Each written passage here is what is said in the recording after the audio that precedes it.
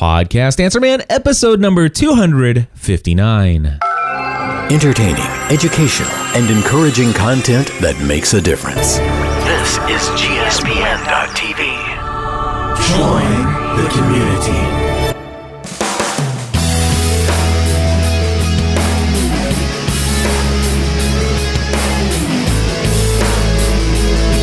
Well, hello, everybody, and welcome back to another episode of the Podcast Answer Man. Cliff Ravenscraft here, and this, my friends, is the podcast about podcasting, helping you take your show to the next level. It doesn't matter if you're a brand new podcaster, if you have been podcasting for many years, or you haven't quite yet recorded that first episode. You really should head over to learnhowtopodcast.com. Anyway, my friends, there's something we can all do to take our show to the next level.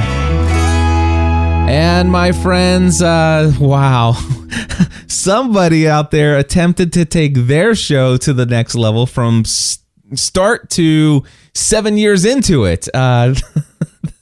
Just recently, my friends, I am going to be sharing with you a story about how I had a little bit of a case of stolen network identity. I'll give you the full details here in just a moment, but before I do, I want to let you know we're going to have two interviews to include in this episode. Both of them, I think, are going to be extremely valuable to the entire podcasting community, so I want to make sure to include both of them in this week's episode. And of course, I want to give a random plug of the week. That's what I like to start out with. And this week's random plug goes out to my good friend and also another podcast mastermind member, Albert Hathazi. He has a podcast called The Local Method. You can find his show over at thelocalmethod.com.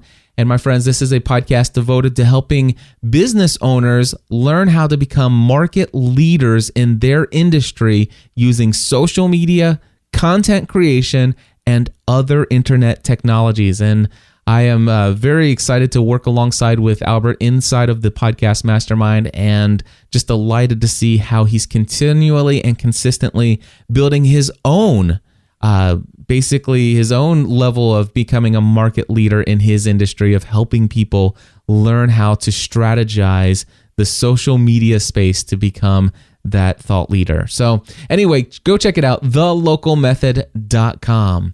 Now, many of you will probably recognize that I did not come to you last week with an episode of Podcast Answer Man, and it's not like me to miss an episode.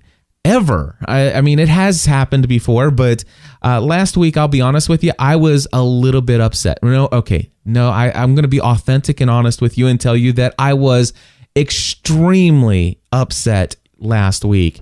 On Thursday morning, I had just learned the day before that somebody had decided that, hey, I'm really inspired by Cliff and the network that he's created, and I'm looking at all the stuff that I've been doing all over the web, and I see how he's kind of combined everything in this one thing called GSPN.TV, this one website. He's built this community online using the Ning platform, and unfortunately, this guy thought it was okay to completely copy everything from me. And some people say that, what is it that they say, the sincerest, what is it? Let me see if I can find it here because I wrote it down. Some say that imitation is the sincerest form of flattery. You know what? And I totally get that. I mean, there are certain things that I do. For example, I put out let me see if I can speak correctly. I put out the thesis theme tutorial, which is a tutorial that you can purchase over at podcastanswerman.com/thesis. And it shows you how you can actually create a site that looks like podcastanswerman.com as far as the layout, where the navigation buttons are, how I put the header in the way, the size and the location of the header, where it is, how I build my sidebar, and just the look and the feel and the coloring, and how you can use Thesis to configure a site to look similar to the site that I have. And also, and I did this basing, this is how I can easily create the GSPN.TV website. Well, my intention is that people, if they buy that tutorial, that they will go out and create something that looks very much, as far as the layout is concerned, to my site. And it just so happens that the person who I'm speaking of, I'm just going to try to refrain from using his identity. I don't think that that's important, that anybody knows who this person was. And I'm delighted to tell you that I've worked it all out and without going to a lawyer and doing cease and desist or having the ISPs take them down for DMCA or whatever, the Digital Millennium Copyright Act, all that stuff. I didn't go that route. I just reached out to the person and said, listen, I'm very upset that you've done this, and this is absolutely not right. And I would like to ask you to take this down immediately. And I gave him a list of things that absolutely must happen. And it was a lot. For example, here, let me just tell you what happened. Number one, his site was a word-for-word duplication of about 95% of GSPN.TV.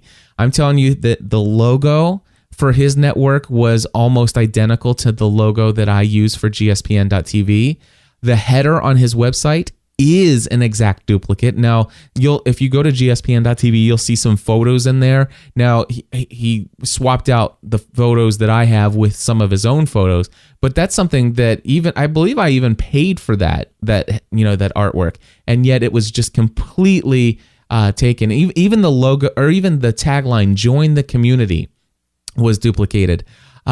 So not only that, but it wasn't just that, but even the things that took me years to come up with, like the mission statement of, our desire is to provide you content that is authentic and genuine, and that, our desire is to always produce content that's entertaining, educational, entertaining, encouraging, and inspirational.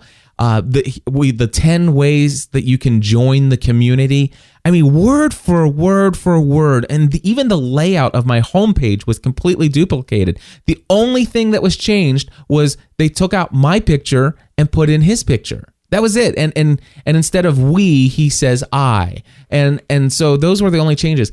And not only that, but even my GSPN.TV Plus membership page, I spent hours and hours and hours writing a letter about what Plus membership is and how it's changed over the years.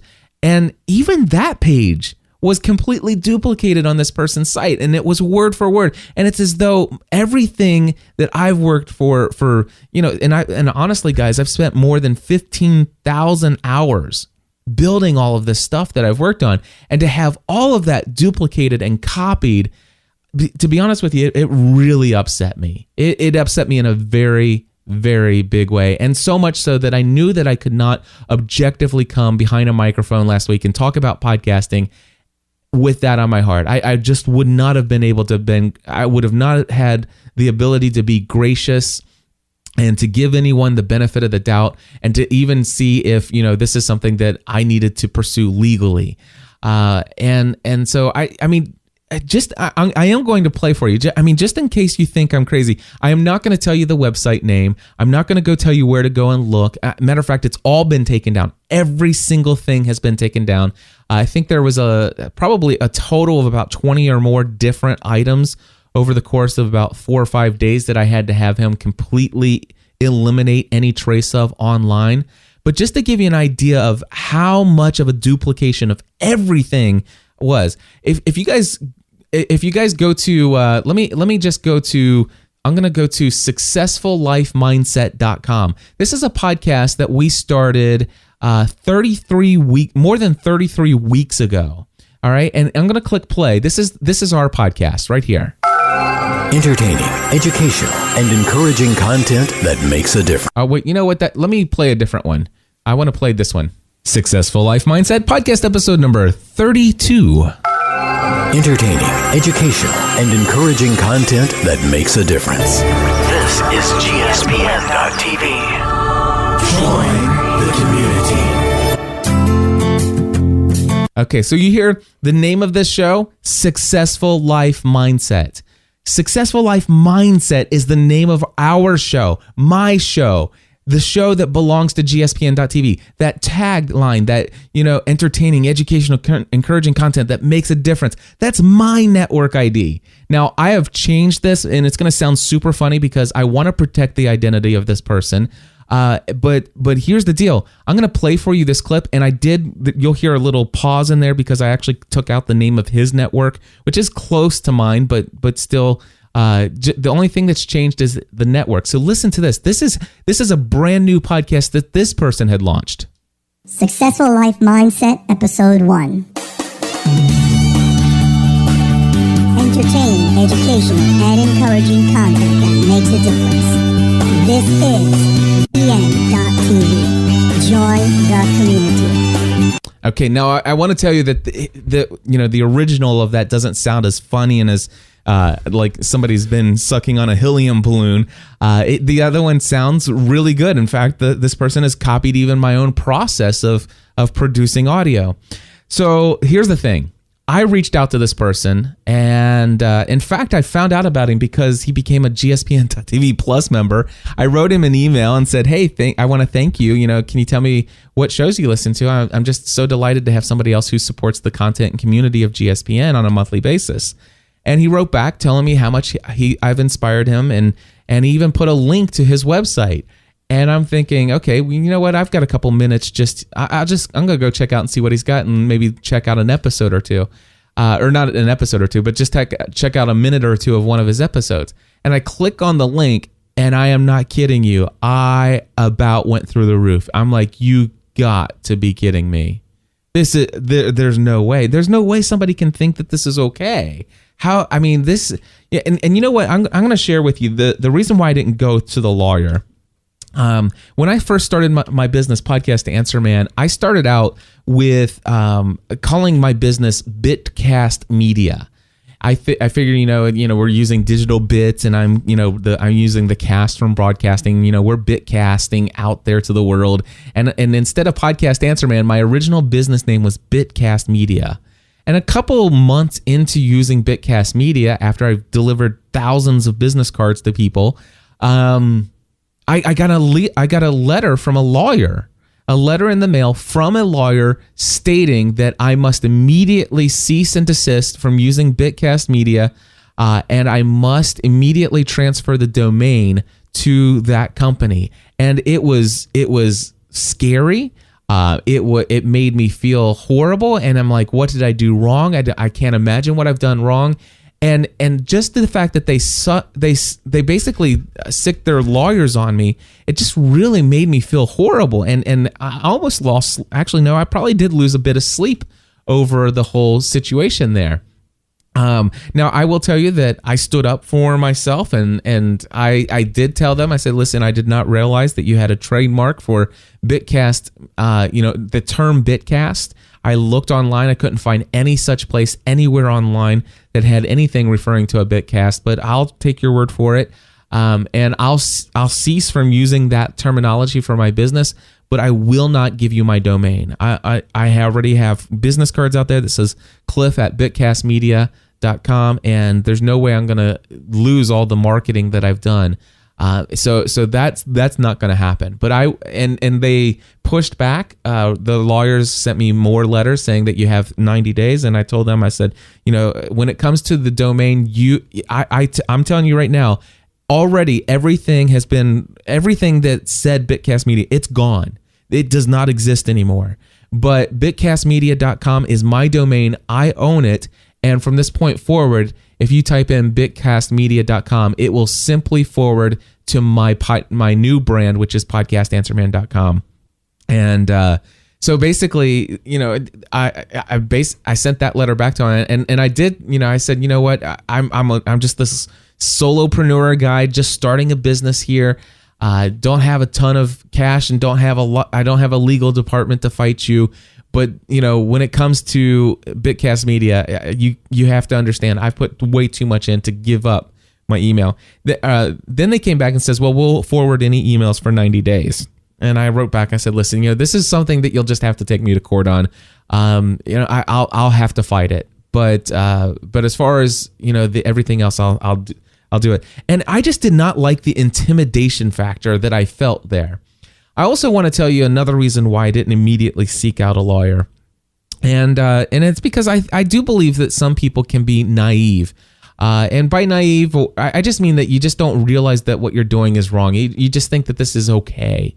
That's what I mean by the word naive. And so there was a time, have you ever heard of the Wilhelm? I wonder if I can find this. I'm just do Wilhelm and Google. And here is a Wilhelm scream compilation. I'll just play this for a couple seconds for you. If you haven't... Wilhelm! Yeah, I'll just fill my pipe.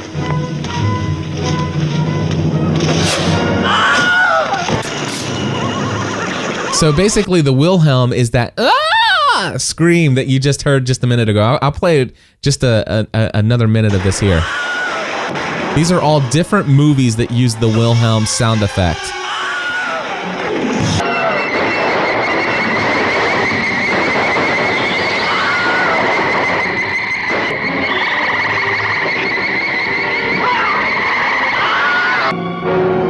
And the Wilhelm, by the way, has been used in I don't know how many movies, but it's kind of like a little fun thing that people do to throw into their movie, just because it's become a meme, if you will. The Wilhelm. If you haven't ever done anything, heard about it before, go and do a Google search for Wilhelm, Wilhelm. I guarantee you the Wilhelm scream compilation and all kinds of blog posts will come up. Well, when I first heard about this back in, oh gosh, I probably heard about this back in about, I would say it was about 12 years ago, 13 years ago. And I was blogging, and what I did is I came across somebody else's blog who had done a great post and had a link to all the different, or had a list of all the different movies the Wilhelm has been in. And I was so intrigued by the Wilhelm that I basically copied the list of that movie, the entire list of that movie, and I pasted that in my blog post, and I posted a link back to the original source of where I got it.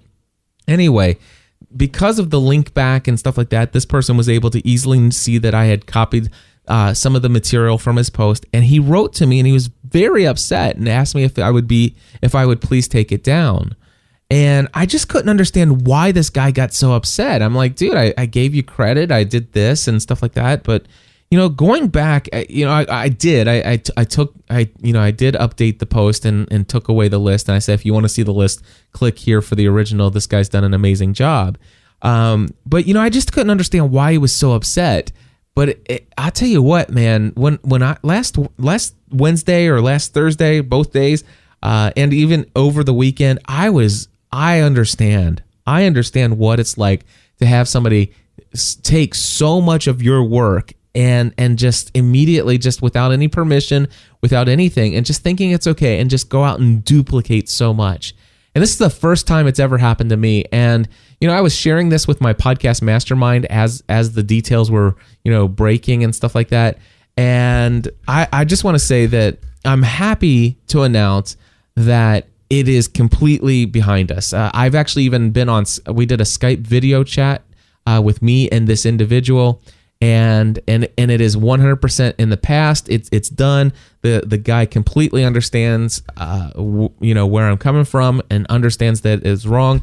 And he's learned a valuable lesson that he's lucky that it happened. That he had actually done that to me and not somebody else. And that that not only do I consider this very serious, but it is a very serious situation legally indeed. So anyway, that's why I didn't have a show last week, and I am just delighted that I didn't have to get a lawyer involved to kind of battle this. And as far as I can tell, we kind of nipped it in the bud because he was just getting things started. So anyway, I don't know if this has ever happened to you guys. If it has, I'd love to hear your story about how you've handled similar situations. If you want to do so, do me a favor. Go to podcastanswerman.com/259. That's the show notes for episode 259. Go to podcastanswerman.com/259 and leave me a comment in the comments section. Now, before I get to these interviews that I want to play for you, I want to tell you about a brand new webcam that I'm using today for my live show streaming. Many of you know that I have my Canon Vixia HF-G10 that I absolutely love for my going out and creating amazing HD video. and stuff like that. But when it comes to my live stream, hooking that up via HDMI into the computer, you would think that they would have an easy way to do that into a Mac, but unfortunately they don't. And I was doing a video Skype interview with, actually we were on video and we were doing Skype, but it was an interview with Evo Terra. I only recorded the audio for the podcast report.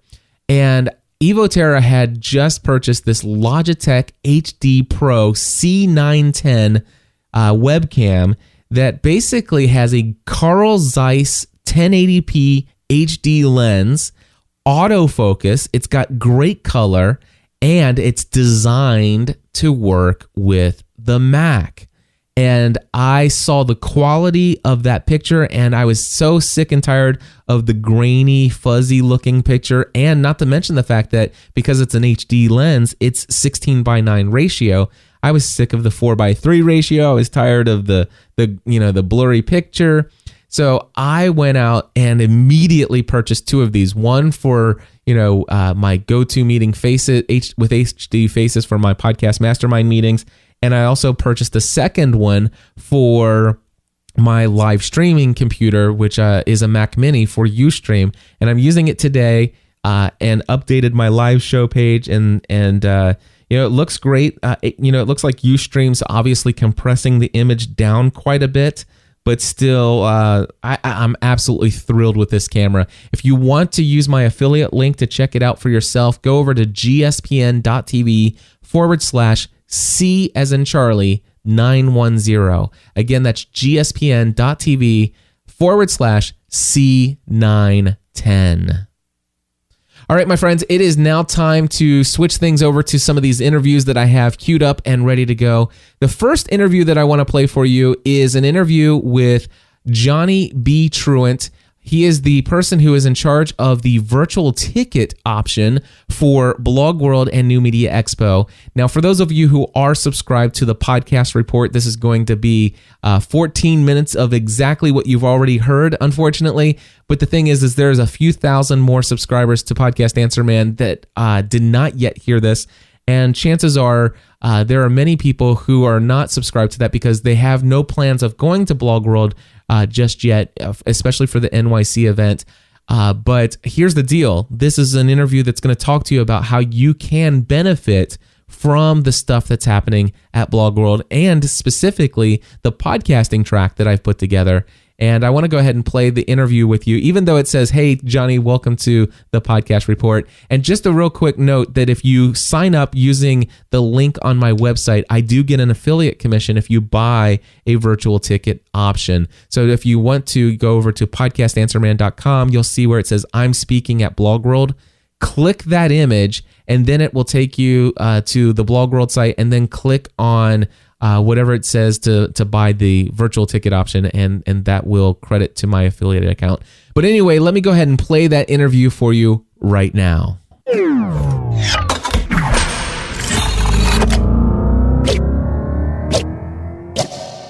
All right, my friends, I have Johnny B. Truant on the line with me right now, and he is the host of the virtual ticket option for BlogWorld and New Media Expo. Johnny, thank you for coming on to the podcast report. Well, thanks for having me on, Cliff. Really appreciate it. Hey, I also want to congratulate you. I understand you just launched your very first podcast. I did, and it is large credit goes to you as Podcast Answer Man for helping me out with that, even though you didn't know you were helping me. Well, I'm always glad to be out there inspiring people to launch new shows. Real quick, where can people find your podcast? Or actually, tell us what your podcast is, what it's about, and then where can they find your podcast? Our podcast is it's me and two other guys, Sean Platt and David Wright, and it's all about digital self-publishing, mainly through like Amazon's Kindle program. And it's at selfpublishingpodcast.com. And actually, before we recorded this, I got a little bit of free audio advice from you, Cliff. And I know that I can take my voice up significantly just by changing some settings. And I really appreciate that. Excellent. Well, I'm delighted to help. And we're here, however, to talk to you about the virtual ticket option. This virtual ticket, this is where, let's just say there are folks out there, I guess, that can't attend BlogWorld for whatever reason, scheduling conflicts, whatever the case may be, maybe the travel for them is not within the budget this year, but they can still have some sort of connection to the content that takes place at BlogWorld. Am I understanding this correctly? Yeah, that's pretty much it, Cliff. And the basic idea behind the virtual ticket is originally they recorded all the sessions, and it was kind of the take-home version of BlogWorld. And that, it still kind of is that. It still kind of is, you either attend BlogWorld and it's live and you want to have those recorded sessions to go back to later, or you weren't able to make it live and this is sort of your next best thing. But the other thing that we tried to do when I took this over last time in LA is we tried to bring back not just the content of the live event, but also as much of the experience as we can. So in other words, instead of just getting archived recordings, which is what the virtual ticket used to be, we're doing live, I'm calling them like quasi-live extras, meaning that they won't be live because we can't rely on reliable internet to do things live, but we'll do like audio dailies that we'll be publishing for people.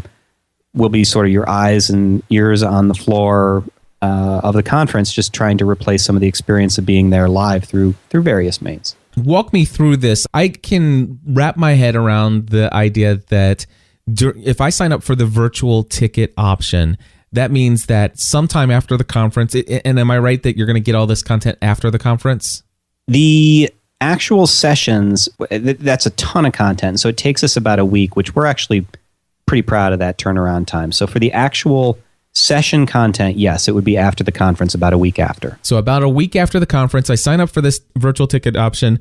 About a week later, after the conference has ended, I will have access to go and download each and every one of the sessions. And they're pretty much most all audio. Are there any video options for some of those sessions?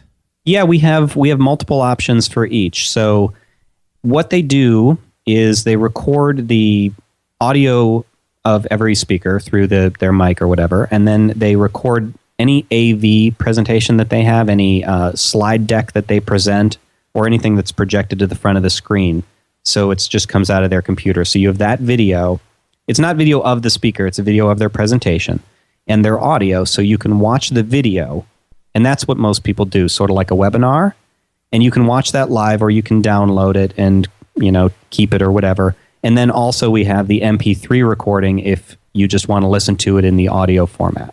Excellent. So you're telling me that you're hosting these somewhat quasi-live events. When do people get those, or do they get that after the event as well? That's something that we're still sort of trying to hash out the details of, but the idea right now is that there will be basically 3 extra components that we're adding to the virtual ticket, in addition to what I already described with the sessions. So the first is simple, is social media interaction. So we take pictures, we talk to people, we tweet, we Facebook, whatever it is that we're doing, just to sort of keep people informed about what's going on. And that's the simplest level. Well, before you go on to the second and the third, are you telling me that that is something unique and accessible only to the folks that are signing up through the virtual ticket? Currently, most of that would be public just by the nature of Twitter. It's the Twitter account is BlogWorld VT, and pretty much anybody can follow that. But this is the difficulty of doing it earlier with so many things being in flux. I don't know if we're going to have like a private Facebook group or something. So I can't totally answer that part of the question. But if somebody does sign up and pay for the virtual ticket option, knowing that they're going to 1 week after the conference get access to every session, the recordings of both the presentations and audio, and also the audio file by itself, they know they're going to get that.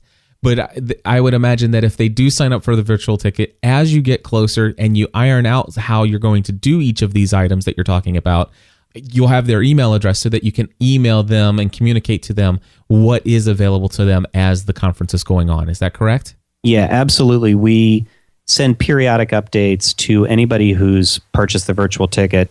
I mean, if for no other reason, then we need to give them their logins and so forth for the private virtual ticket members site. just let them know what we're doing and keep them informed. Okay, so number one, Facebook updates, social media updates, Twitter, all that stuff. So I didn't mean to interrupt you. Actually, I did. Number two, what was the second one? The other two are the really cool ones. So one is behind the scenes sort of in-depth interviews with whoever we run across. So if I ran across you, Cliff, then and I could get you to sit down in front of our background, our BlogWorld background, and we do just like a brief video interview, just talking about things that you may have covered during your session. But the idea is to add extra dimension, stuff that people live won't even get. Gotcha. We'll do a few of those. We don't know for sure the number, but we'll get as many folks as we can. It's like bonus materials on a DVD. Excellent. And you said there was a third thing? The third thing is going to be dailies. So when people shoot a movie, there are sort of, we're thinking of it this way. There are the dailies that were shot that day. And so we're going to do those as audio. I'm going to walk around with, either a digital recorder of some kind and do brief audio interviews with people. And we're going to post those daily. So if we do one during the day on Friday, then the virtual ticket attendees will be able to listen to those Friday night. Now, here's the thing. That's for those who can't attend, maybe because it doesn't fit onto your schedule or the travel and this, and all of that might be out of the budget range. But for those who are coming to the conference, I would recommend this. And it's not just because I'm trying to sell anything, because honestly, it doesn't add anything to me. But seriously, I would recommend getting this as the podcast track leader, the one who's put together all 24 sessions of the podcasting track. Which, by the way, the podcasting track is literally just 2 sessions per time slot out of, 15, 16 different sessions happening at the same time in this place. So there's a lot of sessions to choose from. And even within podcasting, just with the 2 options that you'll have from one podcasting session to the other podcasting session during every single time slot for the 3 days, you're going to have to choose one of those podcasting sessions over the other. Or you might even choose a different session somewhere else in another track and miss out on some great material. I know personally, I put the schedule together and there's still going to be some times on the schedule where I definitely want to be in both places at the same time. So what happens to those who are coming to the conference if they want the virtual ticket? Do they have to pay the conference price plus that full virtual ticket price? We actually found that, I don't have the stats in front of me, but I would say a large number, let's just say it that way, of people who purchased the virtual ticket last year were live attendees. And the price for live attendees to add on is, and again, I don't know if the site reflects this now, this is what we're shooting for, it should be $97 through the conference. So you can actually add it at registration. And that's what a lot of people did, is they got there and they kind of looked around and said exactly what you're saying, Cliff, that it was like, wow, a great example is I'm more in the blogging sphere, and the Sonia Simone and Chris Garrett from Copyblogger and ChrisGarrett.com, 2 very well-known names in the blogging sphere, had this great presentation at the same time as Darren Rouse from ProBlogger, who is another huge name. And people would want to see both of those, but they couldn't. So a lot of people added on the virtual ticket because then they could go back and get all the information that they missed, and just for another $97. Okay, so let's just say the folks are going to the conference. They've, gone in, registered for the 3-day blogger/podcaster pass. They've added on the virtual ticket option. How long before they get their credentials, and do they just wait for you to communicate to them? How does that work out? That's the best bet, is to wait for us, because even if you receive credentials right away, there's kind of nothing that you can do, because we don't really add content until the actual live event. But we'll be communicating with you. That's what we did in LA, is just sort of let people know what we're going to be doing and all of that. So you just sort of wait and watch your inbox. Excellent. Well, Johnny, is there anything else you want people to know about the virtual ticket option that I didn't ask? I just want to underscore the idea of this being an alternative to live attendance, because you got to remember, BlogWorld holds these in New York, in like central Manhattan, and I don't remember what a hotel room costs, but if you're getting the 3-day blogger pass, remember, unless you live there, you're getting 4 nights a hotel plus a flight. So that is a significant chunk, and it's totally worth it. I mean, BlogWorld is amazing, but if you can't quite swing the $2,000 or whatever it is, then this is a really good way to sort of get a lot, and in some ways more, a lot of ways more than what you would get even live. I certainly see that as an option. And by the way, the hotels are right around $200, $300 a night on average, depending on where you stay. But so for the cost of one night in the hotel, you could have yourself the virtual ticket option and have access to every single bit of recording.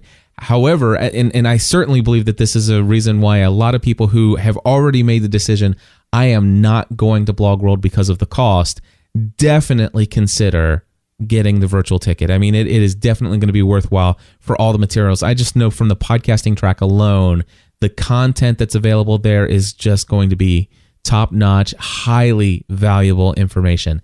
Now, for those of you who are on the fence, you know what? I was thinking about going to BlogWorld, didn't know if I wanted to have the expense, and oh wow, this, you know what? I could get by with just that option instead. I just want to say, if you're on the fence, and meaning that if you're on the fence, that means that chances are you could probably squeeze and make it work. My friends, come to BlogWorld. Make it happen. It will be an investment. Even if you're doing this as a hobby, it will invest in your hobby in such a way that you will benefit, because certainly the virtual ticket folks are going to get that content. The going to get that information.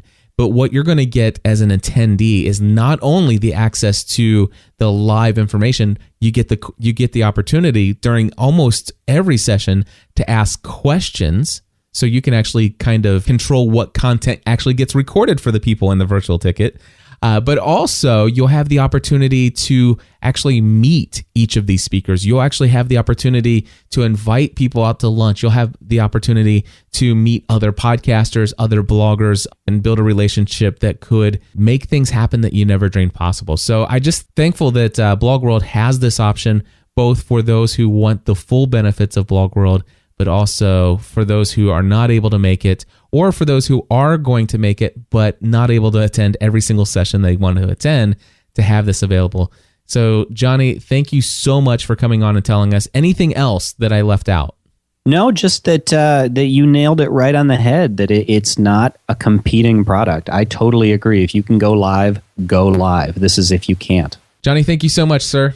Thanks, Cliff. All right, my friends, that is the interview with Johnny B. Truitt. Again, if you want to get the virtual ticket option, please go to podcastanswerman.com, click through the I am speaking at BlogWorld image, and again, that will credit towards my affiliate account if you are indeed looking to sign up and grab that material. Hey, I got another interview ready for you, queued up here, ready to go. This is an interview with PJ Jonas, and the one thing that I really hope that you get out of this interview is when we eventually get to talking about having a publicist as a podcaster. So anyway, let me just go ahead and play this interview for you right now. It'll all make sense as we go along.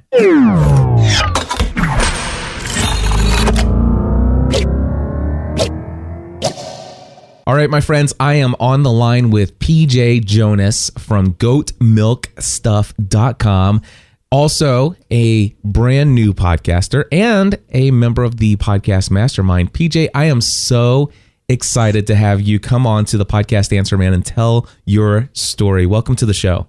Thank you so much, Cliff. This is awesome. You actually approached me, I believe, about 3 or 4 months ago for the very first time. Yep, that's about when it was. I had wanted to podcast for quite a while and knew that I didn't have the time to figure it all out. And so when I was introduced to you, it was totally a godsend. How did you hear about me? Do you remember? I do. You had an interview with Social Media Examiner. Oh, that's right. So that was through Michael Stelzner. So you were introduced to me, and then you had reached out to me, and I remember this. I had never heard of PJ Jonas before, or goatmilkstuff.com. And all of a sudden, I do remember looking at your signature and your email address. You had mentioned that you have this business that you had grown from the ground up, and that you have a unique story, and you want to learn how to create a podcast. And I'm thinking, goat milk. I mean, what the world is this? And so I clicked through immediately to your website, and I was impressed. And not only that, but not only was I impressed, I was inspired. And so I'll tell people what it was about your website. And it wasn't just a website, but it was something more than that. I'll talk about that in just a little bit. But I want to actually go back and have you tell people about goat milk stuff. Where did this come from? Well, it initially started because I was bathing my children one day, and I actually have a very large family. I have 8 children, although they weren't all born at that time. And I looked at the ingredient list on the baby wash that I had always used, and I couldn't believe that it was filled with chemicals and petroleum-based chemicals and things I couldn't pronounce, and I decided right then and there I was going to make my own soap. So we already had the dairy goats, and I knew that the goat milk was not just really healthy to drink, but healthy for your skin as well. So I learned how to make goat milk soap, and for a couple years we just used it ourselves and gave it away for Christmas presents. But when I put it in the shower, my husband's fingers, who had always cracked and split down at the fingertips, they stopped cracking and splitting. So I knew I had a really good product. And then in 2008, we decided to start selling some of it, and we went to a single craft fair, and the response was absolutely tremendous. And from there, we just started selling more and more of it and making more and more of it. And by 2009, we had to make the decision whether or not to bring my husband on full time. And that was kind of scary because that was a really big leap of faith because the business wasn't really making enough money to support our family, but we knew it had that potential. And so we just prayed about it and thought about it and jumped in, and here we are.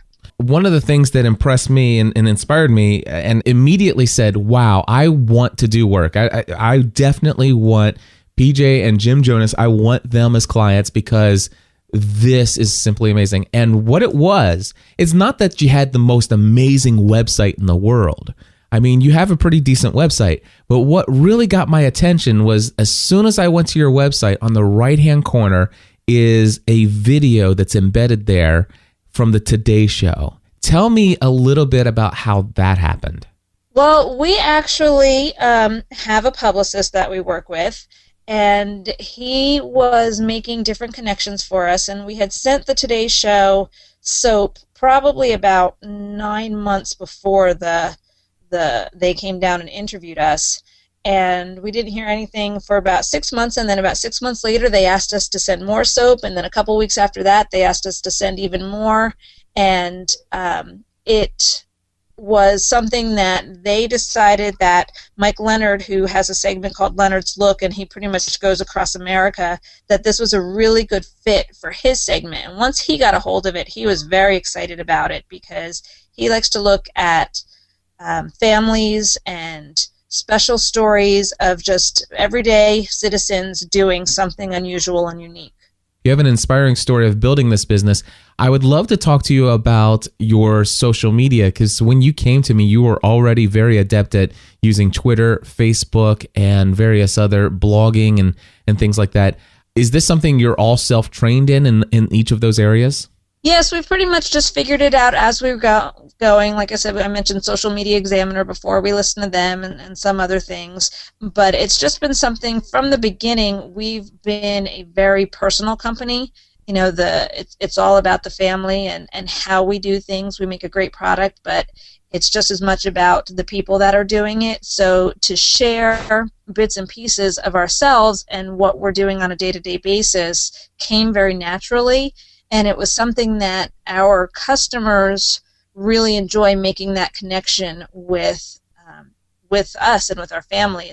So many of them I hear all the time about how excited they are to see a family that's teaching their children to work hard, and not just that they deserve things just because they exist, but because they're working hard and they're earning things. So that really resonated with people, and it was very easy to share that, and then at the same time to ask opinions of our customers on the social media platforms with the different things they wanted us to make next, whether it was a different scent or whether it was lip balm or laundry soap or anything like that. So we got a lot of immediate feedback. So that's been really helpful for everything. When did you first learn about podcasting? I've never really heard of podcasting up until about probably 6 months ago.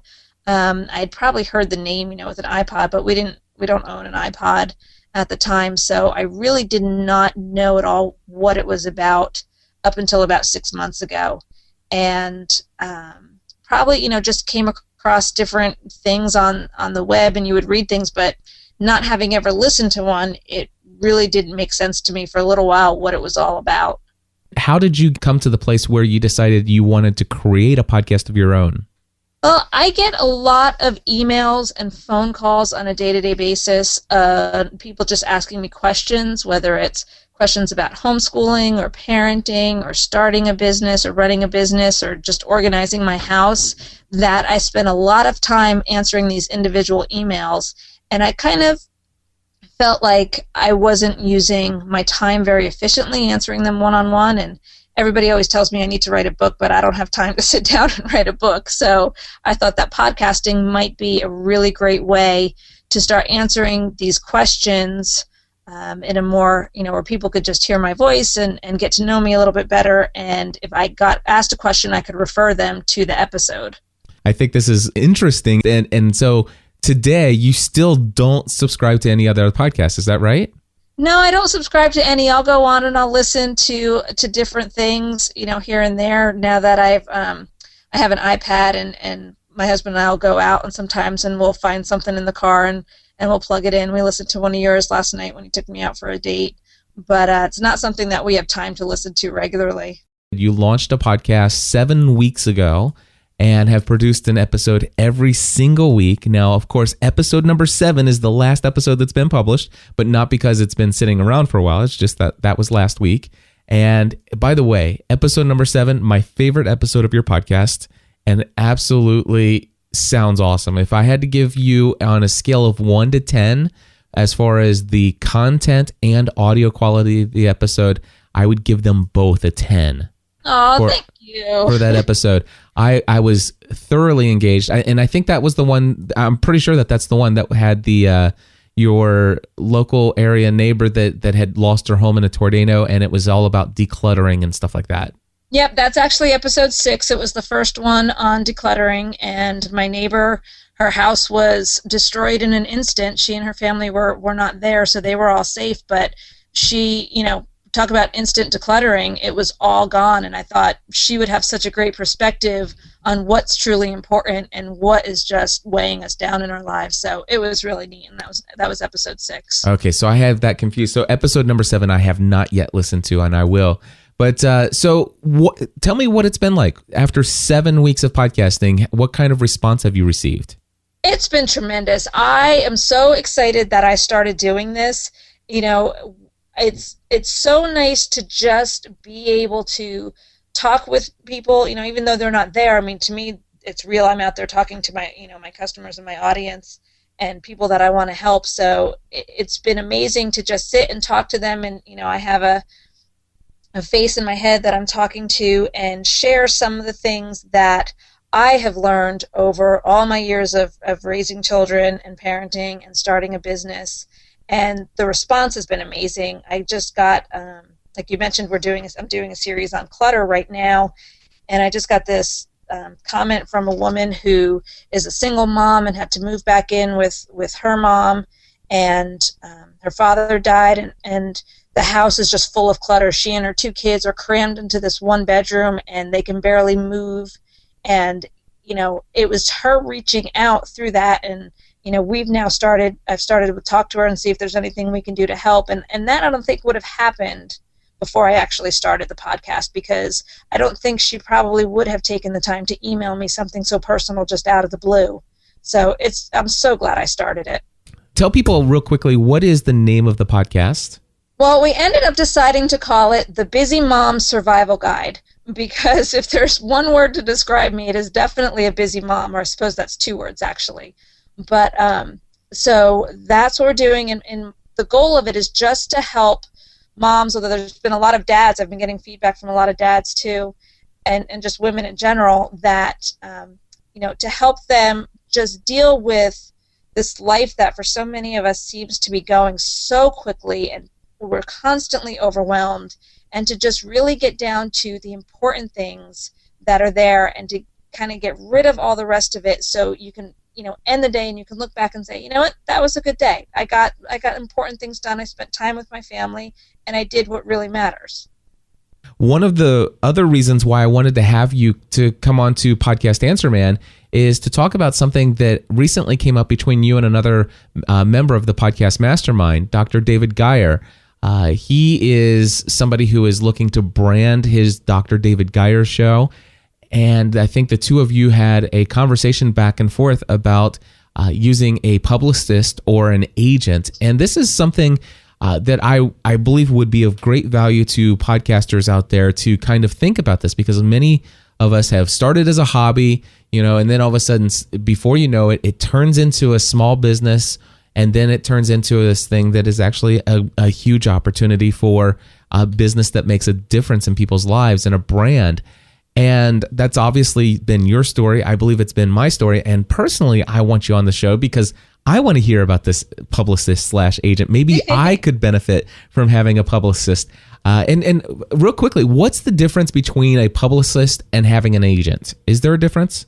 No, it really depends on the person and the firm that you're working with. But a good publicist is going to act as your agent in many different ways. So there's not a really distinct difference between them that we've dealt with. But we started when it became obvious that the business was really growing. We had some local press. We were on the local news, and we had a couple of local newspaper articles. And we saw the tremendous feedback that we got from that, and that it really works. But it's fairly easy to get local stuff, and it's a lot harder to get national attention.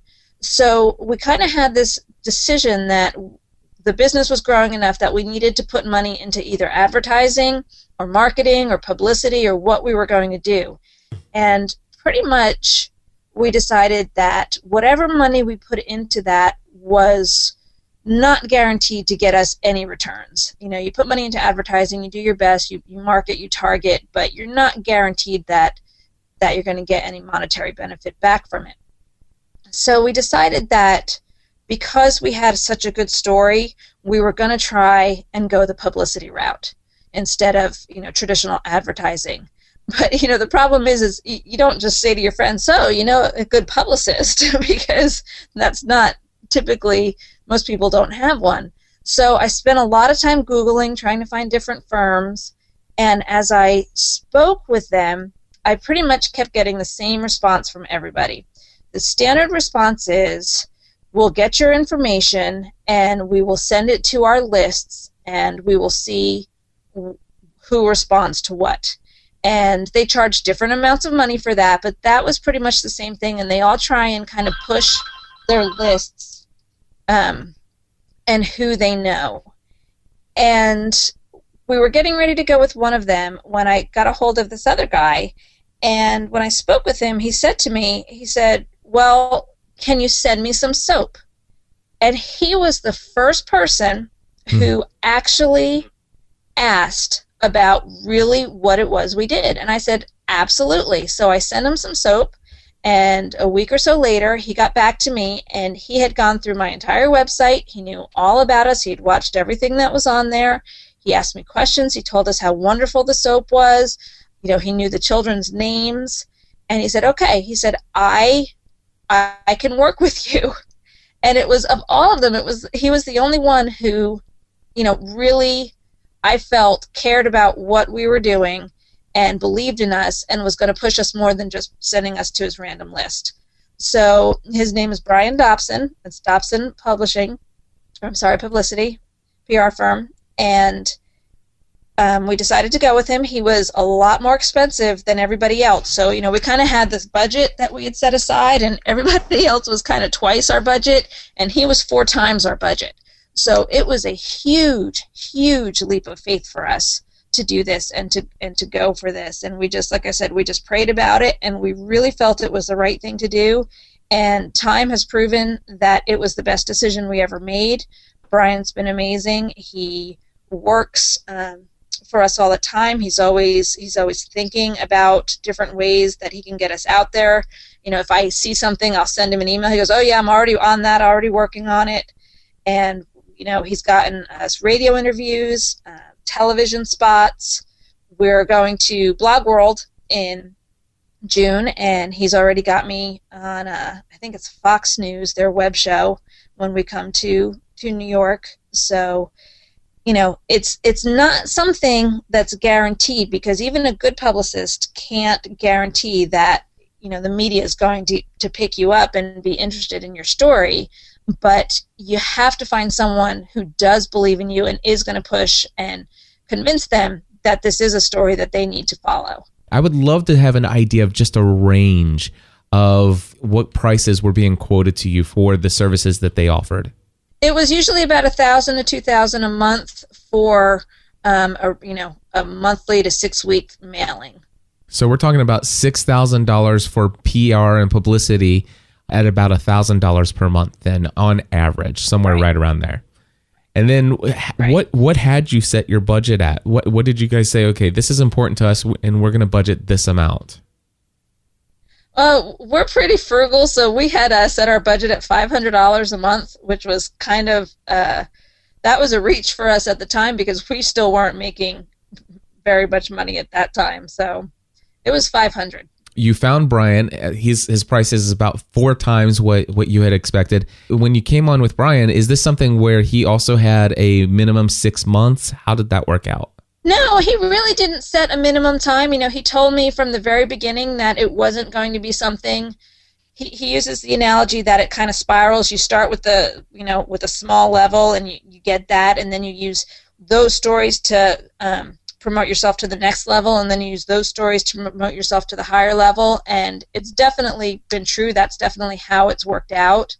The first kind of rounds of radio interviews I did, he told me specifically that these weren't very wide audiences, but he wanted me to get comfortable with doing radio interviews, and definitely helped. He would coach me through some of it and different things. Like if I have an interview, I'm supposed to say goat milk stuff 3 times throughout the interview, and that's hard to just kind of slip that in because it's not something that you normally do. So he's been really valuable with that, as not just getting us the opportunities, but helping us to make the most of those opportunities. How long have you been working with Brian? I believe it's going on 2 years now. And has this been a monthly cost for his services, at this rate for 2 years now? Yes, we pay him every month, and it's just a line item in our budget, and we know that, he's working on things all the time. He tries not to tell me until it's a done deal, because if it doesn't work out, he doesn't want me to be disappointed. But, I know all the time things that he is doing because I send soap to different people for him. So, I can tell that he's constantly working. Have there been more than, a month or even a couple months together where there weren't any interviews? Only if I asked him not to. We asked him not to when we had we went on vacation, and then we had kidding season for the goats, and we had 38 baby goats born in a couple weeks, and that was kind of taking all our time. So I asked him not to during that time. But he's pretty much been just steady, all throughout. When we had the Today Show, it was quiet then because he didn't want anything else to interfere with them doing that show. So, but that was planned, quiet time. The business today, things are going pretty well today. So, I mean, you and I have had some conversations, and things are going better than you ever dreamed possible. Is that right? It is. When we started this, we had no idea that it was going to become what it has become. We just have 3 acres here, and we had built on an addition to the barn when we outgrew the kitchen table, and we have outgrown even the addition that we built on. So we've purchased 36 acres, and we are in the process of getting ready to build on a new 6,000 square foot soap facility that we are so excited to have that up and running. And we just keep making more and more soap. That's pretty much what it comes down to. When you get on these interviews for the radio, television, and different various venues, certainly with the Today Show, I imagine that you see the new orders coming in and the site visitors going up. Is that right?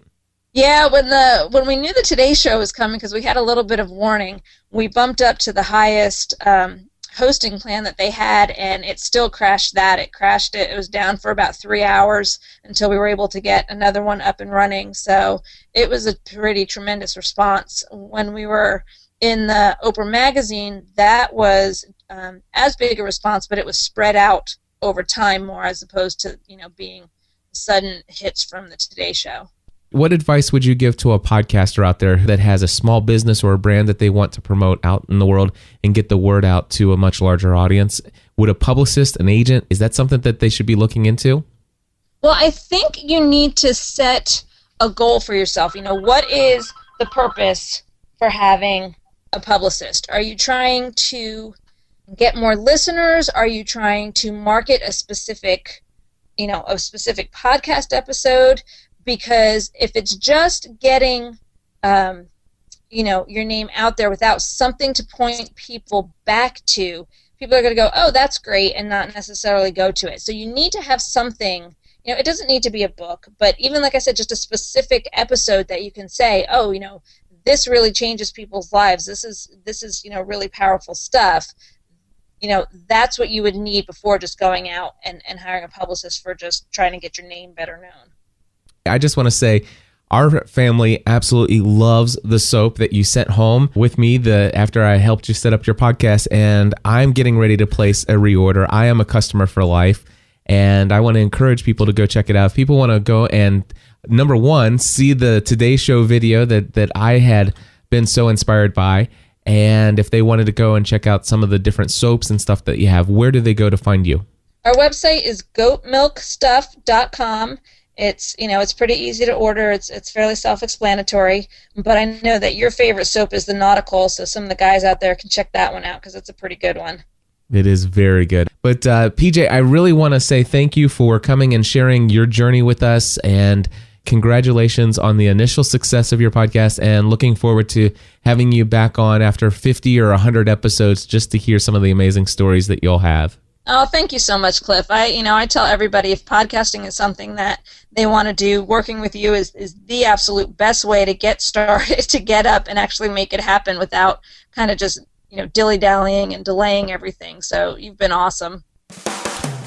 Well, my friends, that's going to wrap it up here for this episode of the Podcast Answer Man. I know some of you are thinking, really? Spending that much money to promote my brand through my podcast and all this other stuff?